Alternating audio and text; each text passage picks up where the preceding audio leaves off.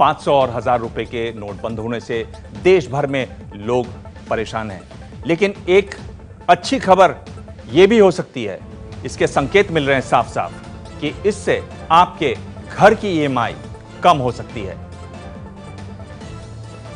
मेरा देश, मेरा देश, मेरा देश, मेरा देश बदल रहा है, आगे बढ़ रहा है। मेरा देश बदल रहा है।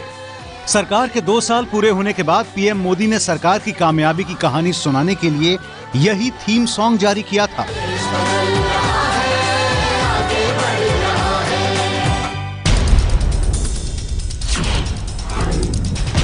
इसी साल 21 मई 2016 को न तो 500 और 1000 के नोट बंद हुए थे, न देश लाइन में खड़ा था।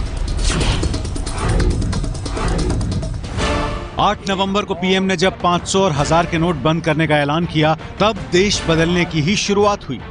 आप ऐसा मत समझिए कि नोट के रंग बदलने से आपकी जिंदगी नहीं बदलेगी या देश की तकदीर नहीं बदलेगी। जो पैसे घरों में, तिजोरी में या तहखाने में बंद थे, वो बैंकों में पैसे भरने लगे हैं। सिर्फ 4 दिन में बैंक 3 लाख करोड़ से भर गए हैं। बैंकिंग की भाषा में इन हालात को लिक्विडिटी कहते हैं। लिक्विडिटी का मतलब है बैंकों के पास पैसा आ गया है, सरकार के पास पैसा आ गया है। बैंकों के पास पैसा होने का मतलब है कि बैंकों के पास पैसों की तंगी नहीं रहेगी, वो ब्याज दरें घटा सकते हैं। ब्याज दरें तभी बढ़ाई जाती हैं जब बैंकों के पास कैश नहीं होता। ब्याज दरें घटने का सीधा मतलब यह है कि बैंक लोन ज्यादा देंगे, क्योंकि उनके पास लोन देने के लिए पैसा होगा। जब पैसा होगा तो वो ब्याज दरें सस्ती कर सकेंगे। इससे लोन सस्ते होंगे, और लोन सस्ते होंगे तो आप लोन लेकर घर बना पाएंगे या खरीद पाएंगे। बदले में आपकी ईएमआई भी कम होगी।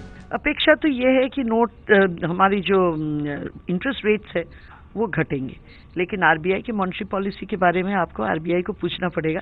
हम लोग को जो साधारण तौर से लगता है कि अभी तो इंटरेस्ट रेट्स घटने वाला है। आईसीआईसीआई की कंपनी प्रूडेंट म्यूचुअल फंड के मुताबिक भी भविष्य में लिक्विडिटी से फायदा होगा। इस समय होम लोन 6 साल में सबसे सस्ते स्तर पर है, जबकि ब्याज दरों में कोई बदलाव नहीं हुआ है। देश के सबसे बड़े सरकारी बैंक एसबीआई के होम लोन की ब्याज दर 9.15% है।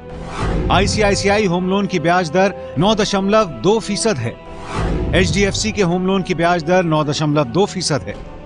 लोन आवेदक महिला है तो 5 पैसा और सस्ता मिल रहा है लोन। सरकार भी नोटबंदी के फायदे गिनाते हुए घर सस्ते होने का फायदा समझा रही है।